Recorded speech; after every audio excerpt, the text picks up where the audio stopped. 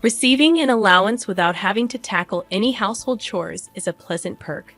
However, the routine sarcasm from my mother-in-law, Julia, at 32, and working as a web designer often dampens the experience. Sharing a home with my husband, Ethan, and my mother-in-law has its challenges, especially considering our differing perspectives on work and domestic responsibilities. Originally part of a corporate environment, I transitioned into freelancing after marriage, a change welcomed by both my employer and me. The familiarity with my previous company ensures a steady stream of projects, sparing me the hassles of commuting and allowing a more concentrated effort on household tasks. Despite the satisfaction on both ends, my traditional mother-in-law doesn't share the enthusiasm. She harbors a belief in the conventional role of a wife as a homemaker, a viewpoint she expresses regularly. Despite my husband's attempts to reason with her, asserting that contemporary couples support each other, my mother-in-law remains resistant. According to her, my freelance work is merely a side job that doesn't contribute significantly to the household finances. Balancing my web design work with household chores during my free time hasn't impressed my mother-in-law. Her dissatisfaction stems from the stark contrast between my non-traditional approach and her expectations of a more conventional housewife. In her eyes, I may be perceived as the outsider who, in her mind, stole her only son. Since my husband's father passed away 5 years ago, my mother-in-law has become increasingly dependent on him. While this seems to slightly bother my husband, there's a subtle satisfaction in his acknowledgement of her reliance. Our current residence, acquired by my late father-in-law 30 years ago, now solely belongs to my mother-in-law. The mortgage was settled through life insurance, and the house layout conveniently accommodates our small family, providing me with a suitable workspace. Despite the occasional tension, our home becomes a gathering place for my mother-in-law's friends, who have been part of the neighborhood for over 3 decades. When her friends come over, the dynamics in the house take on a different tone. Taking a break from my work, I play the role of a gracious hostess to my mother-in-law's friends, offering them coffee and sweets. Yet every gathering of similarly aged women inevitably transforms into a session of complaints about their daughters-in-law. In the midst of such discussions, I can't help but chuckle as they detail their grievances. My daughter-in-law, they say, frequently returns to her parents' house over trivial matters, spending half the year away from us. According to them, she is financially irresponsible, causing even our son to be at a loss about how to handle her financial habits.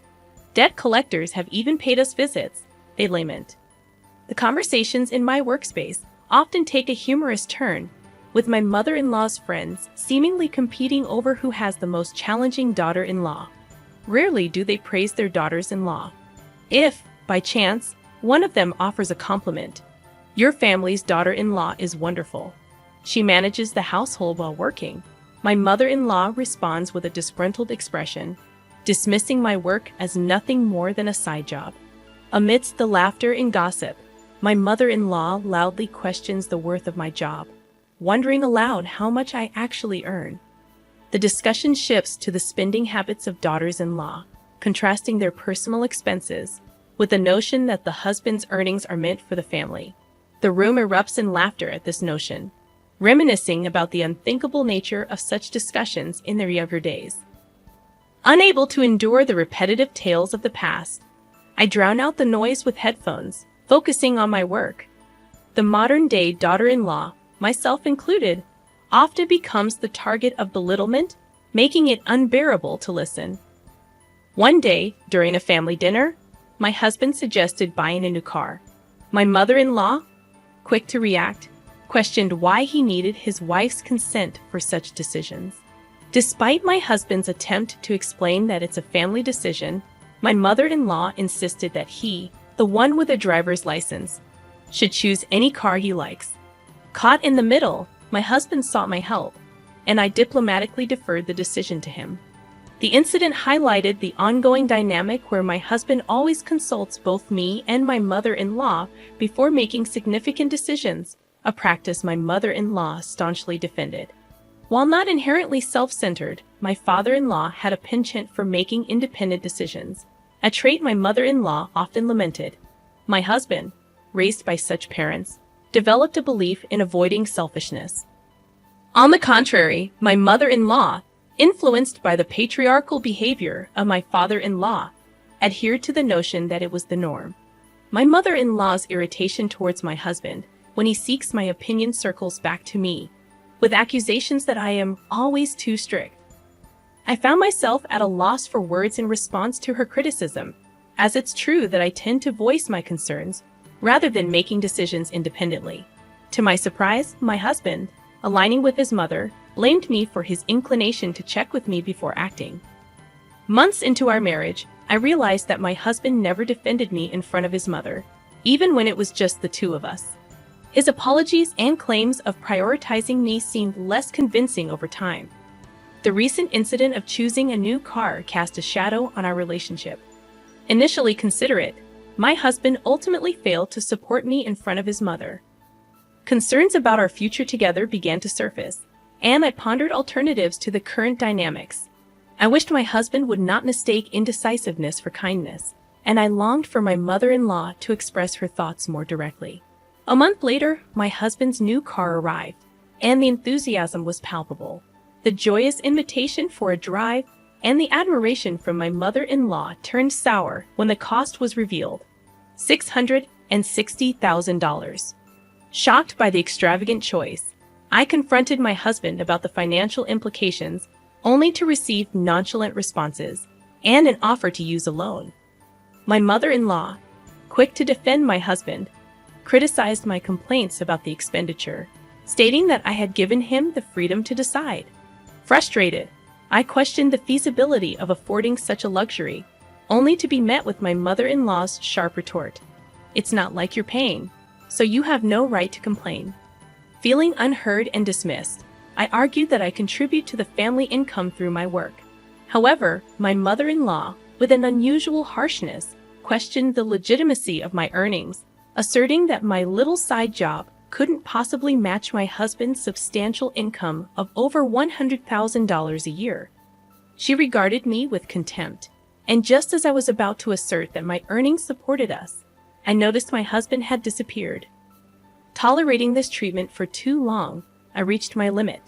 My mother-in-law's declaration, "A daughter-in-law like you should just get out," echoed in my ears. It wasn't only her putting up with things, and discussing my salary seemed trivial now. Angry at her words and disappointed by my husband's indifference, I felt he was to blame for our dispute, given his usual indecisiveness. Fed up, I declared, "Understood then. I will leave," and headed to my workspace to pack up my computer and essentials. As I left the house, I informed my mother-in-law that I would return for the rest of my belongings later. Her angry gaze followed me, while my husband remained unseen in his room. As my mother-in-law screamed, "When you step into this house again, it will be after signing the divorce papers," I left without responding. Her abusive words, a first-time experience, bewildered me, but I chose not to engage further. Leaving my husband's house, I sought refuge at my parents' home. Surprised, my mother inquired about what had happened. Unable to specify, I lamented my lack of judgment and how my husband, who once cherished me deeply, had changed. Sharing the interactions with my husband's family with my parents brought some relief. With no children in the picture, my mother advised me to consider divorce sooner rather than later, given my financial independence. Over the weekend, with my father's help, I moved my belongings out of my husband's family home. My husband and mother-in-law remained elusive. Standing in front of my husband's room, I quietly spoke, "You took care of me for a long time. Can you sign the divorce papers?" Slipping the documents under the door, I heard his indifferent voice, "I've signed it. We're done here." As the divorce papers were returned to me, ending my marriage without a word to my mother-in-law left me with a lingering sense of sadness.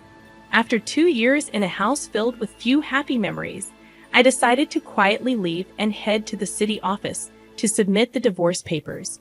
If a piece of paper could resolve everything, then all the better. The plan was to stay at my parents' house for the time being and continue my work there as I prepared to embark on a new life alone. As I geared up for this solo journey, my mother suggested I stay with them for a while, stating it would be less worrying than living alone.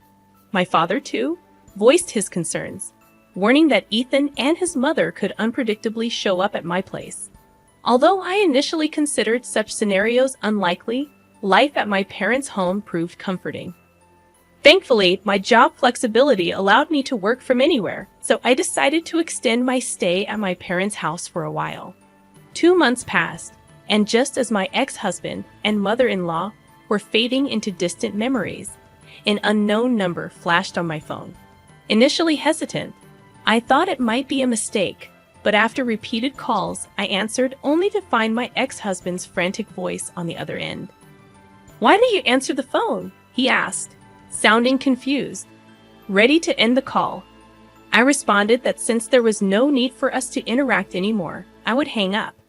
His next question caught me off guard. "Wait a minute, why isn't my smartphone working?" Without much interest, I suggested he contact the mobile phone company. However, a sudden realization struck me, and I inquired if he had been depositing money into the bank account. I used to deposit my salary, along with his, into our joint account, but it was always short due to the performance-based nature of his health product sales job. Normally, I would deposit money at the end of the month, but for the past 3 months, only his salary had been deposited.